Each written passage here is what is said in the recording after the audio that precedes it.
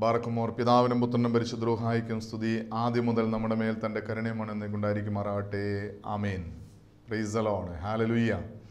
ദൈവ തിരുനാമത്തിന് മഹത്വം ഉണ്ടായിരിക്കട്ടെ. ദൈവത്തിൻ്റെ വലിയ കൃപയാൽ വീണ്ടും ദൈവവചനത്തിൻ്റെ കീഴിലായിരിക്കുവാൻ സ്വർഗത്തിലെ ദൈവം നമുക്കൊരുക്കിയ ഈ നല്ല അവസരത്തിനായി ദൈവത്തെ മഹത്വപ്പെടുത്താം. അനുഗ്രഹം പ്രാപിക്കാൻ എന്ത് ചെയ്യണമെന്ന് നാം ചിന്തിക്കുകയാണ്, ധ്യാനിക്കുകയാണ്. ദൈവത്തിൻ്റെ അനുഗ്രഹം പ്രാപിക്കാൻ നാം നമ്മുടെ ജീവിതത്തിൽ പ്രാവർത്തികമാക്കേണ്ട ഒന്നാണ് പ്രാർത്ഥന. പ്രാർത്ഥനയിലൂടെ ദൈവത്തിൽ നിന്ന് അനുഗ്രഹം പ്രാപിക്കാൻ സാധിക്കുമെങ്കിൽ ദൈവാനുഗ്രഹം പ്രാപിക്കാനുള്ള ഒരു പ്രാർത്ഥനയാണ് ദൈവത്തോട് സ്തുതിച്ച് പ്രാർത്ഥിക്കുക. ദൈവത്തെ പാടി സ്തുതിച്ച് ആരാധിച്ച് പ്രാർത്ഥിക്കുന്നതിലൂടെ ഒരു വ്യക്തിയുടെ ജീവിതത്തിൽ ദൈവത്തിൻ്റെ കൃപ, ദൈവത്തിൻ്റെ അനുഗ്രഹം, ദൈവത്തിൻ്റെ അത്ഭുതം ആ വ്യക്തിയുടെ ജീവിതത്തിൽ സാധ്യമാകുവാൻ അനുഭവിക്കാൻ കഴിയുമെന്നത് ദൈവത്തിൻ്റെ വചനം പഠിപ്പിക്കുന്നൊരു സത്യമാണ്.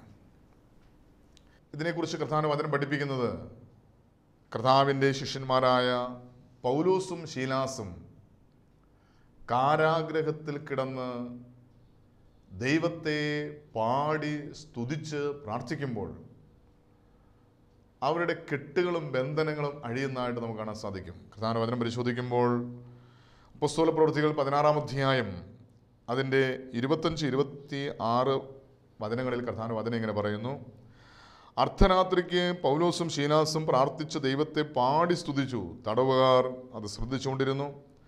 പെട്ടെന്ന് വലിയൊരു ഭൂകമ്പം ഉണ്ടായി. കാരാഗ്രഹത്തിൻ്റെ അടിസ്ഥാനം കുലുങ്ങി, വാതിലൊക്കെയും തുറന്നുപോയി, എല്ലാവരുടെയും ചങ്ങല അഴിഞ്ഞു വീണു.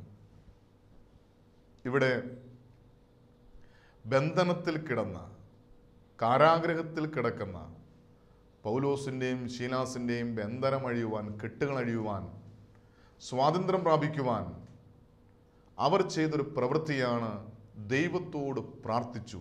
എങ്ങനെയാണ് അവർ ദൈവത്തോട് പ്രാർത്ഥിച്ചത്?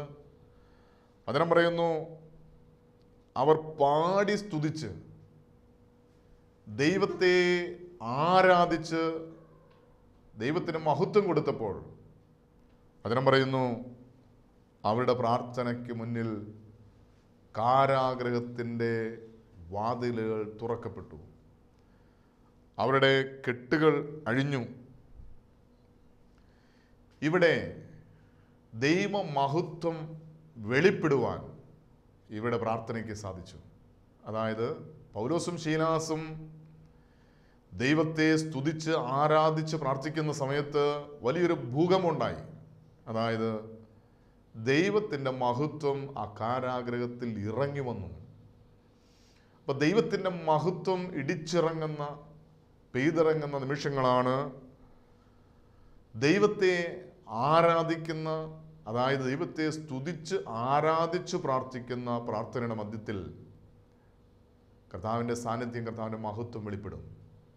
ഇത് വിശുദ്ധ ഗ്രന്ഥത്തിൽ പല സ്ഥലങ്ങളിൽ നമുക്ക് കാണാൻ സാധിക്കും. എവിടെയെല്ലാം ആരെല്ലാം ദൈവത്തെ സ്തുതിച്ചിട്ടുണ്ടോ, ആരാധിച്ചിട്ടുണ്ടോ, അവിടെയെല്ലാം ദൈവത്തിൻ്റെ മഹത്വം വെളിപ്പെട്ടിട്ടുണ്ട്.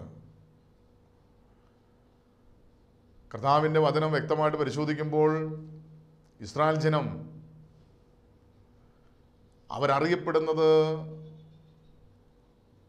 ദൈവത്തെ സ്തുതിക്കുവാൻ ദൈവം വിളിച്ചു വേർതിരിച്ച ദൈവത്തിൻ്റെ ജനമെന്നാണ്.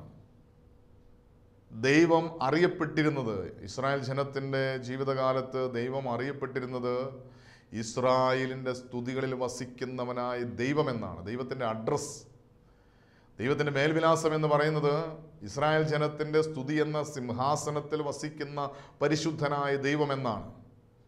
അങ്ങനെയാണെങ്കിൽ എവിടെയെല്ലാം ദൈവത്തെ സ്തുതിക്കുന്നു, എവിടെയെല്ലാം ദൈവത്തെ ആരാധിക്കുന്നു, അവിടെയെല്ലാം ദൈവത്തിൻ്റെ സാന്നിധ്യം വെളിപ്പെടും. ദൈവവുമായുള്ളൊരു വ്യക്തിപരമായ ബന്ധം സ്ഥാപിക്കുവാൻ ദൈവം നമുക്ക് ഒരുക്കിയിരിക്കുന്നൊരു അവസരമാണ് ദൈവത്തെ സ്തുതിക്കുക, ദൈവത്തിന് നന്ദി പറയുക, ദൈവത്തെ ആരാധിക്കുക. എങ്ങനെയാണ് ദൈവത്തെ ആരാധിക്കേണ്ടതെന്നെല്ലാം ദൈവത്തിൻ്റെ വചനം വ്യക്തമായിട്ട് പഠിപ്പിക്കുന്നുണ്ട്. പത്മോസിൻ്റെ ദ്വീപിൽ ഏകനായി ദൈവത്തോട് പ്രാർത്ഥിക്കുന്ന യോഹന്നാൻ ശ്ലീഹ കാണുന്നൊരു ദർശനമുണ്ട്. വെളിപ്പാടിൻ്റെ പുസ്തകം 19-ാം അധ്യായം പരിശോധിക്കുമ്പോൾ അവിടെ ഒരു ദർശനം കാണുകയാണ്. ഇടിമുഴക്കം പോലൊരു ശബ്ദം കേൾക്കുകയാണ്. പെരുവെള്ളത്തിൻ്റെ ഇരച്ചിൽ പോലൊരു സ്വരം കേൾക്കുകയാണ്. എന്താണ് ആ സ്വരം? ഹല്ലേ ലൂയ. അതായത് വലിയൊരു ഇടിമുഴക്കം പോലെ, പെരുവെള്ളത്തിൻ്റെ ഇരച്ചിൽ പോലെ ഒരു വലിയൊരു പുരുഷാരം അട്ടഹസിച്ച് പറയുന്നത് പോലൊരു സ്വരം, ഹല്ലേലൂയ എന്നൊരു സ്വരം ഇവിടെ യോഹന്നാൻ ശ്ലീഹ പത്മോസിൻ്റെ ദ്വീപിൽ കാണുകയാണ്, കേൾക്കുകയാണ്. നമ്മുടെ വ്യക്തിപരമായ ജീവിതത്തിൽ ദൈവത്തിന് നന്ദി പറഞ്ഞ്, ദൈവത്തെ സ്തുതിച്ച്, ദൈവത്തെ ആരാധിച്ച്, ദൈവത്തോട് പ്രാർത്ഥിക്കുമ്പോൾ ആ പ്രാർത്ഥനയിൽ ദൈവത്തിൻ്റെ മഹത്വം വെളിപ്പെടും. അതിന് ഉദാഹരണമാണ് പൗലോസിൻ്റെയും ശീലാസിൻ്റെയും ജീവിതത്തിലുണ്ടായ ഈ സംഭവം. ഇവിടെ ഈ പൗലോസും ശീലാസും കാരാഗ്രഹത്തിലാകാൻ കാരണം എന്താണ്? അവർ ദൈവത്തെ അറിഞ്ഞ, യേശുവിനെ കർത്താവും ദൈവവുമായി ഹൃദയത്തിൽ വിശ്വസിച്ച് ആരാധിക്കുന്ന, ദൈവത്തെ മഹത്വപ്പെടുന്ന, ദൈവത്തിൻ്റെ വചനം പ്രഘോഷിക്കുന്ന ദൈവദാസന്മാരാണ്, ദൈവത്തിൻ്റെ ശുശ്രൂഷകരാണ്. ഇവർ കാരാഗ്രഹത്തിലായിത്തീരാൻ എന്താണ് അവർ ചെയ്ത കുറ്റം? അപ്പോസ്തലപ്രവൃത്തിയിൽ 16-ാം അധ്യായം 16-ാം വാക്യം പരിശോധിക്കുമ്പോൾ അവിടെ കർത്താവിൻ്റെ വചനം എഴുതിയിരിക്കുന്നത് ഇങ്ങനെയാണ്: ഞങ്ങൾ പ്രാർത്ഥനാ സ്ഥലത്തേക്ക് ചെല്ലുമ്പോൾ വെളിച്ചപ്പാടത്തിയായ ലക്ഷണം പറഞ്ഞ് യജമാനന്മാർക്ക് വളരെ ലാഭം വരുത്തുന്ന ഒരു ബാല്യക്കാരത്തെ ഞങ്ങൾ എതിരേറ്റു. പൗലോസും ശീലാസും അവർ ഒരു കൂട്ടമായി പ്രാർത്ഥിപ്പാൻ ദൈവാലയത്തിലേക്ക് പോകുമ്പോൾ നിത്യം കാണുന്നൊരു കാഴ്ചയാണ് ഒരു ബാല്യക്കാരത്തി, വെളിച്ചപ്പാടത്തിക്കാരിയായ ഒരു ബാല്യക്കാരത്തി ലക്ഷണം പറഞ്ഞ യജമാനന്മാർക്ക് വളരെ ലാഭമുണ്ടാക്കുന്ന ഒരു വെളിച്ചപ്പാടത്തിക്കാരത്തി. ഇപ്പോൾ പൗലോസിൻ്റെയും ശീലാസിൻ്റെയും പിന്നാലെ നടന്ന് ഈ മനുഷ്യർ അത്യുന്നതനായ ദൈവത്തിൻ്റെ ദാസന്മാരാണ്, രക്ഷാമാർഗം ഞങ്ങളോട് അറിയിക്കാൻ വന്നിരിക്കുന്നു എന്ന് വിളിച്ചു പറഞ്ഞു. ഇങ്ങനെ അവൾ പലനാൾ ചെയ്തു വന്നപ്പോൾ പൗലോസ് മുഴിഞ്ഞ് അവളെ നോക്കി, അവളിലുള്ള ഭൂതത്തോട് അവളെ വിട്ടുപോകാൻ യേശുക്രിസ്തുവിൻ്റെ നാമത്തിൽ ഞാൻ നിന്നോട് കൽപ്പിക്കുന്നു എന്ന് പറഞ്ഞ് ആ നാഴികയിൽ തന്നെ അത് അവളെ വിട്ടുപോയി. അതായത് ലക്ഷണം പറഞ്ഞ് മറ്റുള്ളവർക്ക്, യജമാനന്മാർക്ക് ലാഭമുണ്ടാക്കി കൊടുത്ത ഈ വെളിച്ചപ്പാടത്തിക്കാരിയായ പെൺകുട്ടിയിൽ വെളിപ്പെട്ട ലക്ഷണം പറയുന്ന ഈ ദുരാത്മാവിനെ, അശുദ്ധാത്മാവിനെ പൗലോസ് ശ്ലീഹ ശാസിച്ചു. ഈ ഭൂതം അവളെ വിട്ടുപോയി കഴിഞ്ഞപ്പോൾ ഇവൾക്ക് പിന്നെ ലക്ഷണം പറയാൻ പറ്റുന്നില്ല. ഈ വെളിച്ചപ്പാടത്തിക്കാരിയായി ലക്ഷണം പറഞ്ഞ് യജമാനന്മാർക്ക് ലാഭമുണ്ടാക്കുന്ന ഈ വ്യക്തിയിലുള്ള ദുർഭൂതത്തെ ശാസിച്ചപ്പോൾ അവൾക്ക് പിന്നെ ലക്ഷണം പറയാൻ പറ്റുന്നില്ല, വരുമാന മാർഗം നിന്നു. അതുകൊണ്ട് അവളുടെ യജമാനന്മാർ തങ്ങളുടെ ലാഭത്തിൻ്റെ ആശ പോയിപ്പോയത് കണ്ടിട്ട് പൗലോസിനെയും ശീലാസിനെയും പിടിച്ച് ചന്തസ്ഥലത്ത് പ്രമാണികളുടെ അടുക്കിലേക്ക് വലിച്ചിഴച്ചു കൊണ്ടുപോയി. അവിടെ പുരുഷാരവും അവരുടെ നേരെ ഇളകി. അധിപതികൾ അവരുടെ വസ്ത്രം പറിച്ചു കീറി കോൽ കൊണ്ട് അവരെ അടിപ്പാൻ കൽപ്പിച്ചു. അവരെ വളരെ അടുപ്പിച്ച ശേഷം തടവിലാക്കി. കാരാഗ്രഹപ്രമാണിയോട് വളരെ സൂക്ഷ്മയോടെ കാപ്പാൻ കൽപ്പിച്ചു. അവൻ ഇങ്ങനെയുള്ള കൽപ്പന കിട്ടുകയാൽ അവരെ അകത്തെ തടവിലാക്കി അവരുടെ കാൽ ആമത്തിൽ ഇട്ട് പൂട്ടി. ഒരു രീതിയിലും രക്ഷപ്പെടാൻ കഴിയാതെ കാരാഗ്രഹത്തിൽ കിടക്കുന്ന പൗലോസിനെയും ശീലാസിനെയും ദൈവത്തിൻ്റെ വചനം വെളിപ്പെടുത്തുകയാണ്. ഇവർ കിടക്കുന്നത് കാരാഗ്രഹത്തിലാണ്. അതുമാത്രമല്ല, ഇവരെ ഒത്തിരി മുറിവേൽപ്പിച്ചു, അടിച്ച് മുറിവേൽപ്പിച്ചു. ഇവരുടെ വസ്ത്രം കീറി കോൽ കൊണ്ടടിച്ച് ശരീരം മുഴുവൻ കീറി മുറിഞ്ഞ അവസ്ഥയിൽ കാരാഗ്രഹത്തിൽ കിടക്കുക. ഇന്ന് ഈ ശബ്ദം കേൾക്കുന്ന ചിലരെങ്കിലും ഇതേ അനുഭവത്തിലൂടെ കടന്നു പോകുന്നവരാണ്. അതായത് മാനസികമായി തകർന്ന്, ശാരീരികമായി തകർന്ന്, ഹൃദയത്തിൽ മുറിവേറ്റ്, ശരീരത്തിൽ രോഗം ബാധിച്ച്, ഇന്ന് മനസ്സിനും ശരീരത്തിനും ആത്മാവിനും ഒരു സുഖവുമില്ലാതെ ജീവിതത്തിൽ വേദനയും ദുഃഖവും അനുഭവിക്കുന്ന അനേകം വ്യക്തി ജീവിതങ്ങൾ, കാരാഗ്രഹത്തിൻ്റെ അവസ്ഥയിൽ കിടക്കുന്ന, ഒരു വാതിലും തുറക്കാൻ കഴിയാതെ അടഞ്ഞ വാതിലിനുള്ളിൽ ഇരുട്ടിൻ്റെ മറവിൽ തേങ്ങിക്കരയുന്ന ജീവിതങ്ങൾ, ആരോടും സംസാരിക്കാൻ കഴിയാതെ, ഹൃദയത്തിലെ വേദനകൾ പങ്കുവയ്ക്കാൻ കഴിയാതെ ഏകാന്തതയുടെ തടവറയിൽ കിടക്കുന്ന അനേകം വ്യക്തികൾ, ഒരുപക്ഷെ യഥാർത്ഥമായ സ്വാതന്ത്ര്യം അനുഭവിക്കാൻ കഴിയാതെ ഈ പൗലോസ് ശ്ലീഹായും ശീലാസും കാരാഗൃഹത്തിൽ കിടക്കുന്ന പോലെ കരങ്ങളും കാലുകളും ആമത്തിൽ പൂട്ടപ്പെട്ടവരായി, യഥാർത്ഥ സ്വാതന്ത്ര്യം നഷ്ടപ്പെട്ടവരായി കിടക്കുന്ന അനേകം ജീവിതങ്ങൾ. ഇവിടെ ഈ കാരാഗൃഹത്തിൽ കിടക്കുന്ന പൗലോസും ശീലാസും അവർ വേദനിക്കുമ്പോഴും അവരുടെ കൈകളും കാലുകളും ആമത്തിൽ പൂട്ടപ്പെട്ട് കിടക്കുമ്പോഴും അവർ കിടക്കുന്ന കാരാഗൃഹത്തിൻ്റെ ഇരുമ്പ് ഓടാമ്പൽ, ഇരുമ്പ് താഴുകൊണ്ട് പൂട്ടപ്പെട്ടപ്പോഴും അവരുടെ നാവിനെ ബന്ധിക്കുവാൻ ആർക്കും സാധിച്ചില്ല. അതായത് ഒരുപക്ഷേ നീ കാരാഗൃഹത്തിൻ്റെ അവസ്ഥയിലായിരിക്കാം, മുറിവേൽപ്പിക്കപ്പെട്ട അവസ്ഥയിലായിരിക്കാം, സ്വാതന്ത്ര്യം നഷ്ടപ്പെട്ട അവസ്ഥയിലായിരിക്കാം, നിന്റെ ജീവിതം എല്ലാ തലങ്ങളിലും പൂട്ടപ്പെട്ട അവസ്ഥയിലായിരിക്കാം. പക്ഷേ നിനക്ക് രക്ഷപ്പെടുവാനായി, ദൈവസന്നിധിയിൽ നിനക്ക് വിടുതൽ പ്രാപിക്കുവാൻ, സ്വാതന്ത്ര്യം പ്രാപിക്കുവാൻ, സൗഖ്യം പ്രാപിക്കാൻ ദൈവം നിന്റെ മുന്നിൽ ഇറങ്ങി അത്ഭുതം പ്രവർത്തിക്കുവാൻ നിനക്ക് ചെയ്യാൻ കഴിയുന്ന ഒരേ ഒരു മാർഗം നിന്റെ നാവ് കൊണ്ട് ദൈവത്തെ പാടി സ്തുതിക്കുക, ദൈവത്തെ സ്തുതിച്ച് പ്രാർത്ഥിക്കുക, ആരാധിക്കുക. ഇവിടെ പൗലോസും ശീലാസും ചെയ്തൊരു പ്രവൃത്തി, അവർ കാരാഗൃഹത്തിൽ കിടന്ന്, ആമത്തിൽ കിടന്ന്, അവർ വേദനയുടെ അനുഭവത്തിൽ സന്തോഷത്തോടെ ദൈവത്തെ പാടി ആരാധിച്ചു.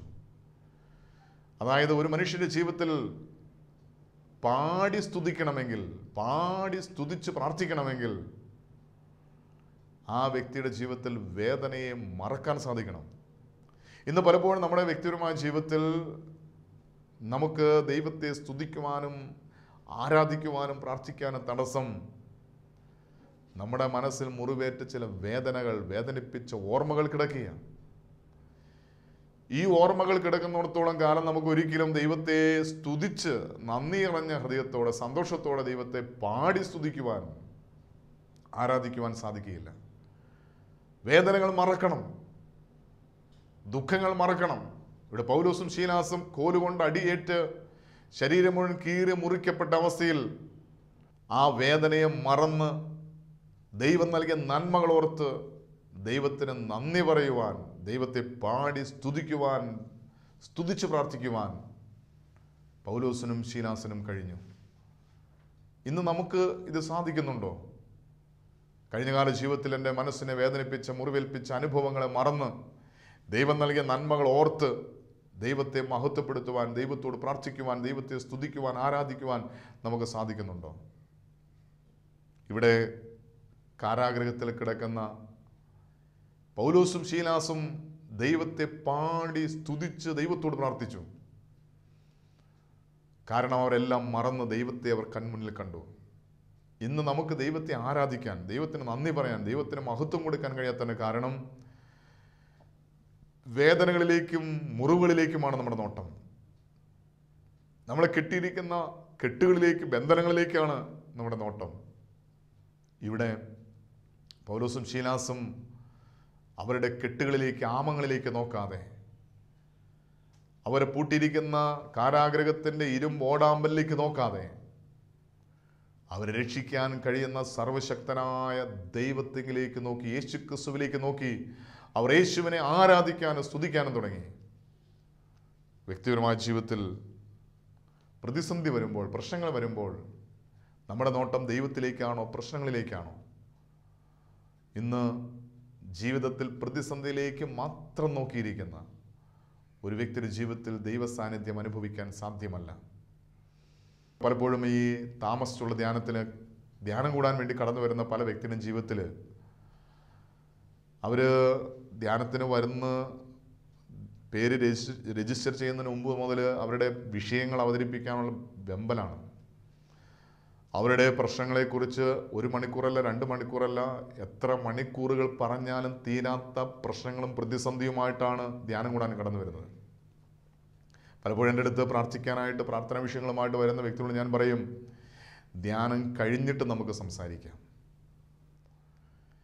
ധ്യാനത്തിന് കടന്നു വരുമ്പോൾ എല്ലാവരും അവരുടെ പ്രശ്നങ്ങളിലേക്കാണ് നോട്ടം. എന്നാൽ ദൈവത്തിൻ്റെ വചനം കേൾക്കാൻ തുടങ്ങുമ്പോൾ ദൈവം ആരാണ്, കർത്താവായ യേശുക്രിസ്തു ആരാണ്, കർത്താവായ യേശു ക്രിസ്തു ഇന്നും ജീവിക്കുന്ന ഏക സത്യനിത്യ ദൈവമാണ്. ആ യേശുവിന് അസാധ്യമായിട്ടൊന്നുമില്ല. അവൻ അത്ഭുത മന്ത്രിയാണ്, വീരനാം ദൈവമാണ്, സമാധാനത്തിൻ്റെ പ്രഭുവാണ്. 2000 വർഷങ്ങൾക്ക് മുമ്പ് അത്ഭുതങ്ങളിലൂടെ, അടയാളങ്ങളിലൂടെ തൻ്റെ മഹത്വം വെളിപ്പെടുത്തിയ കർത്താവായ യേശു ക്രിസ്തു ഇന്നും ജീവിക്കുന്ന ഏക സത്യനിത്യ ദൈവമാണ്.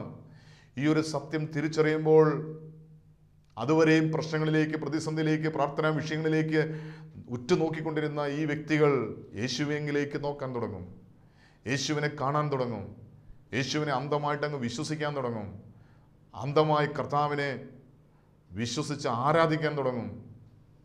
സർവശക്തനായ ദൈവത്തെ വിശ്വാസത്തിൻ്റെ തലത്തിൽ നിന്നുകൊണ്ട്, വിശ്വാസത്തിൻ്റെ കണ്ണുകൊണ്ട് കണ്ട്, യേശു തൊട്ട് മുന്നിൽ നിൽക്കുന്ന പോലെ കണ്ടുകൊണ്ട് ആ യേശുവിനോട് പ്രാർത്ഥിക്കുവാനും ആരാധിക്കുവാനും കർത്താവിൻ്റെ ആ കരസ്പർശനം അനുഭവിക്കുവാനും അവരുടെ ജീവിതത്തെ സമർപ്പിച്ചു കഴിയുമ്പോൾ അവരുടെ ജീവിതത്തിൽ വലിയ അത്ഭുതങ്ങൾ അവരുടെ കണ്ണുകൊണ്ട് കാണാൻ സാധിക്കുന്നത്, അനുഭവിക്കാൻ സാധിക്കുന്നത്, മനസ്സിലാക്കാൻ എനിക്കും സാധിച്ചിട്ടുണ്ട്. അതുകൊണ്ട് ഇന്ന് നമ്മൾ നമ്മുടെ കൺമുന്നിൽ കാണുന്ന വേദനകളിലേക്ക്, കെട്ടപ്പെട്ട അവസ്ഥയിലേക്ക്, കാരാഗൃഹത്തിൻ്റെ അനുഭവത്തിലേക്ക് നാം നോക്കിക്കൊണ്ടിരുന്നാൽ നമ്മെ രക്ഷിക്കുവാൻ വേണ്ടി ഇരു കരങ്ങളിലും മുറിവുമായി കരങ്ങൾ വിരിച്ചു നിൽക്കുന്ന കർത്താവായ യേശു ക്രിസ്തുവിനെ ഒരിക്കലും കാണാൻ സാധിക്കുകയില്ല. നമ്മൾ ചെയ്യേണ്ടത് നമ്മുടെ മനസ്സിൻ്റെ വേദനകളെ മറക്കുക, നമ്മുടെ ബന്ധനങ്ങളെ, കെട്ടുകളെ, നമ്മുടെ പ്രശ്നങ്ങളെ, പ്രതികൂലങ്ങളെ നോക്കാതെ നമുക്ക് വേണ്ടി സ്വർഗം വിട്ട് എഴുന്നള്ളി വന്ന് നമ്മെ വീണ്ടെടുക്കുവാൻ, രക്ഷിക്കുവാൻ, നമുക്ക് വിടുതൽ നൽകുവാൻ, സ്വാതന്ത്ര്യം നൽകുവാൻ, നമുക്ക് വേണ്ടി കീറി മുറിക്കപ്പെട്ട് മരണത്തെ ജയിച്ച് ഉയർത്തെഴുന്നേറ്റ് കരങ്ങളിൽ മുറിവുമായി നമുക്ക് വേണ്ടി എഴുന്നള്ളി വന്ന് നമ്മുടെ കൺമുന്നിൽ നിൽക്കുന്ന കർത്താവായ യേശു ക്രിസ്തുവിനെ വിശ്വാസത്തിൻ്റെ കണ്ണ് തുറന്ന് കണ്ടാരാധിക്കുന്നുവെങ്കിൽ, ആ കണ്ട് ദൈവത്തിന് മഹത്വം കൊടുക്കുന്നുവെങ്കിൽ ദൈവത്തിൻ്റെ സാന്നിധ്യം നമ്മുടെ ജീവിതത്തിൽ വെളിപ്പെടും. ഇവിടെ പൗലോസും ശീലാസും അവർ വിശ്വാസത്താൽ യേശുവിനെ മുന്നിൽ കണ്ടുകൊണ്ട് അവരുടെ പ്രശ്നങ്ങളിലേക്ക്, പ്രതിസന്ധിയിലേക്ക്, കെട്ടപ്പെട്ട അവസ്ഥയിലേക്ക്, കാരാഗൃഹത്തിൻ്റെ അനുഭവത്തിലേക്ക് നോക്കാതെ അവർ കർത്താവിനെ പാടി സ്തുതിച്ചു. അദ്ദേഹം പറയുകയാണ്, അർദ്ധരാത്രിക്ക്, അതായത് എല്ലാവരും നന്നായി സുഖമായി കിടന്നുറങ്ങുന്ന സമയത്ത് ദൈവത്തിൻ്റെ ദാസന്മാർ ഉണർന്നിരുന്ന് ദൈവത്തെ ആരാധിക്കുക. നിന്റെ ജീവിതത്തിലൊരു പ്രതിസന്ധി വരുമ്പോൾ, പ്രശ്നം വരുമ്പോൾ, നിനക്ക് ഉറങ്ങാൻ കഴിയാത്തൊരനുഭവം നിൻ്റെ ജീവിതത്തിൽ ഉണ്ടാകും. ആ സമയത്ത് ഉണർന്നിരുന്ന് ദൈവത്തിന് നന്ദി പറഞ്ഞ് ആരാധിക്കുക, ദൈവത്തിന് നന്ദി പറഞ്ഞ് ദൈവത്തെ പാടി സ്തുതിച്ച് ആരാധിക്കുക. അവിടെ അത്ഭുതങ്ങൾ സംഭവിക്കും. പൗലോസും ശീലാസും പ്രാർത്ഥിച്ച് ദൈവത്തെ പാടി സ്തുതിച്ചു. തടവുകാർ അത് ശ്രദ്ധിച്ചുകൊണ്ടിരുന്നു. മറ്റു തടവുകാർ ഉറങ്ങിയിട്ടില്ല. കാരണം ഇവർ അത്രമാത്രം ഉച്ചത്തിലാണ് പാടുന്നതും സ്തുതിക്കുന്നതും ആരാധിക്കുന്നതും. ഇന്ന് ആരെങ്കിലും ഉച്ചത്തിൽ സ്തുതിക്കുമ്പോൾ പറയും, ഞങ്ങളുടെ ഉറക്കം കെടുത്തുക, ഞങ്ങൾക്ക് അസ്വസ്ഥതയാണ്, നിങ്ങൾ മിണ്ടാതിരിക്കണം, നിങ്ങൾ ഞങ്ങൾക്കൊരു ശല്യമാണെന്ന് പലപ്പോഴും നമ്മൾ പറയാറുണ്ട്. ഒരു വ്യക്തി ദൈവത്തെ ആരാധിക്കുമ്പോൾ, ദൈവത്തെ സ്തുതിക്കുമ്പോൾ അത് നമുക്ക് അരോചകമായി, അസ്വസ്ഥതയായി തോന്നാറുണ്ടോ? നമ്മുടെ ഉറക്കം കെടുത്തുന്നതായിട്ട് തോന്നാറുണ്ടോ? ഉണ്ടെങ്കിൽ തിരിച്ചറിയുക, നിന്റെ വ്യക്തിപരമായ ജീവിതത്തിൽ ഈ ദൈവത്തെ നീ രുചിച്ചറിഞ്ഞിട്ടില്ല, അനുഭവിച്ചറിഞ്ഞിട്ടില്ല. ഇന്ന് ദൈവത്തെ ആരാധിക്കുന്നതിന്, ദൈവത്തെ സ്തുതിക്കുന്നതിന്, ദൈവത്തിന് നന്ദി പറയുന്നതിന് നീ വിലക്കുന്നൊരു വ്യക്തിയാണെങ്കിൽ, സത്യമായ സത്യദൈവത്തെ തിരിച്ചറിയാത്തൊരു വ്യക്തിയാണ് നീ. കാരണം ഈ സത്യദൈവത്തെ രുചിച്ചറിഞ്ഞ, തിരിച്ചറിഞ്ഞ വ്യക്തി സ്വയം മറന്ന്, പരിസരം നോക്കാതെ ദൈവത്തെ ആരാധിക്കും. ഇവിടെ സംഭവിക്കുന്നത് അറിയാമോ? ദൈവത്തിൻ്റെ ദാസന്മാർ, കർത്താവിൻ്റെ ശുശ്രൂഷകർ, പൗലോസും ശീലാസും, അവർ ദൈവത്തെ വിശ്വാസത്തിൻ്റെ കണ്ണുകൊണ്ട് കണ്ട് അവർ ദൈവത്തെ ആരാധിക്കുമ്പോൾ ഇതാ മറ്റ് തടവുകാരത് ശ്രദ്ധിച്ചു കണ്ടുകൊണ്ടിരിക്കുക.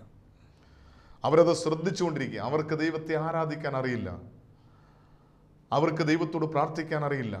പക്ഷേ ഈ ദൈവദാസന്മാരുടെ പ്രാർത്ഥന, ഇവരുടെ ആരാധന അവർ ശ്രദ്ധിച്ചുകൊണ്ടിരുന്നു. ഒരുപക്ഷെ മറ്റുള്ളവർക്ക് ഉറങ്ങാൻ കഴിയാത്ത അവസ്ഥയിലായിരിക്കാം ഇവർ വേദന കൊണ്ട് പുളയുമ്പോഴും, ഇവരുടെ ജീവിതത്തിൽ അസ്വസ്ഥ അനുഭവിക്കുമ്പോഴും അതെല്ലാം മറന്ന് ദൈവത്തെ സ്വരമുയർത്തി സ്തുതിച്ച് ആരാധിക്കുന്ന ഒരു അനുഭവം. ഇവിടെ ഇവരുടെ ആരാധന, ഇവരുടെ പ്രാർത്ഥന, ഇവർ പാടി സ്തുതിച്ച് ദൈവത്തോട് പ്രാർത്ഥിക്കുന്നത് ശ്രദ്ധിച്ചുകൊണ്ടിരുന്ന ഈ മറ്റ് തടവുകാരും ഇവർ അനുഗ്രഹം പ്രാപിച്ചപ്പോൾ, വിടുതൽ പ്രാപിച്ചപ്പോൾ അവർക്കും അതിന് കാരണമായി തീർന്നു. ഇവിടെ ഈ തടവുകാർ പറഞ്ഞില്ല നിങ്ങൾ മിണ്ടാതിരിക്കണം, ഞങ്ങൾ കിടന്നുറങ്ങണമെന്നും പറഞ്ഞില്ല. അവർ ശ്രദ്ധിച്ചുകൊണ്ടിരുന്നു. ഇതൊരു നല്ല മനോഭാവമാണ്. ഇന്ന് ചില വ്യക്തികൾ ദൈവത്തിന് നന്ദി പറഞ്ഞ് ദൈവം നൽകിയ നന്മകൾക്ക് സ്തോത്രം ചെയ്യുമ്പോൾ, ദൈവത്തെ സ്തുതിക്കുമ്പോൾ അത് അരോചകമായി തോന്നുന്ന, അതിനെ വിലക്കുന്ന, അതിനെ തടയുന്ന അനേക വ്യക്തികളെ നമുക്ക് കാണാൻ സാധിക്കും. ഇത് യേശുവിൻ്റെ പരസ്യശുശ്രൂഷ ജീവിതത്തിന് സംഭവിച്ച കാര്യമാണ്.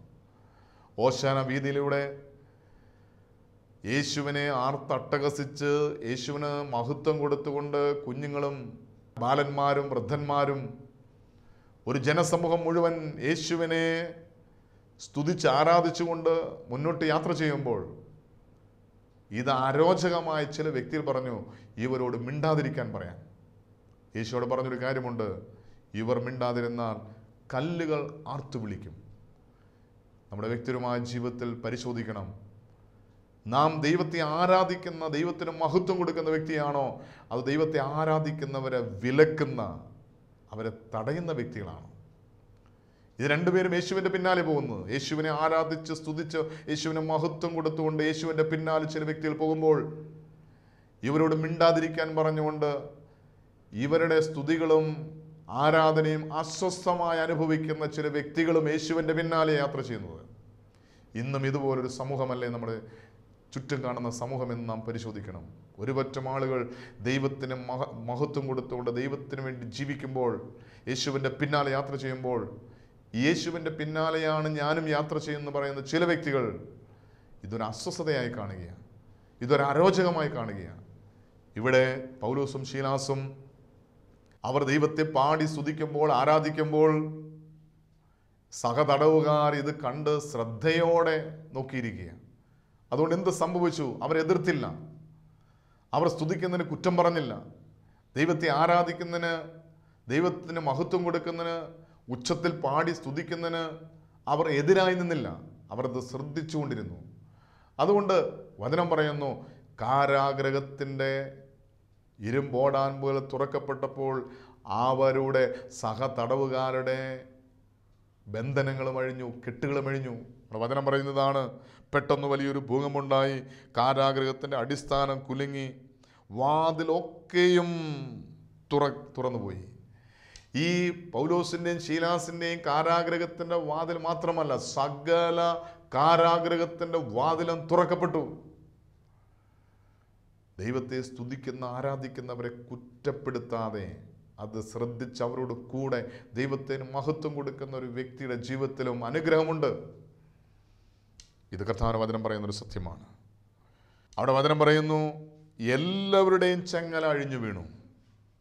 ഇത് കണ്ട കാരാഗ്രഹ പ്രമാണി ഉറക്കമുണർന്നു. കാരാഗ്രഹത്തിൻ്റെ വാതിൽ തുറന്നിരിക്കുന്നത് കണ്ടിട്ട് ചങ്ങലക്കാർ ഓടിപ്പോയി കളഞ്ഞു എന്ന് ഊഹിച്ച് വാളൂരി തന്നെത്താൻ കൊല്ലുവാൻ ഭാവിച്ചു.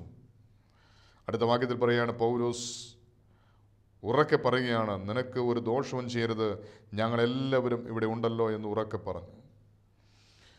അവൻ വിളിച്ചും ചോദിച്ച് അകത്തേക്ക് ചാടി വിറച്ചും കൊണ്ട് പൗലോസിൻ്റെയും ശീലാസിൻ്റെയും മുമ്പിൽ വീണു. അവരെ പുറത്തു കൊണ്ടുവന്നു. യജമാന്മാരെ, രക്ഷപ്രാപിപ്പാൻ എന്ത് ചെയ്യണമെന്ന് ചോദിച്ചു. കർത്താവായ യേശുക്രിസ്തുവിൽ വിശ്വസിക്കുക, എന്നാൽ നീ നിൻ്റെ കുടുംബം രക്ഷപ്രാപിക്കുമെന്നവർ പറഞ്ഞു. പിന്നെ അവർ കർത്താവിൻ്റെ വചനം അവനോടും അവൻ്റെ വീട്ടിലുള്ള എല്ലാവരോടും പ്രസംഗിച്ചു.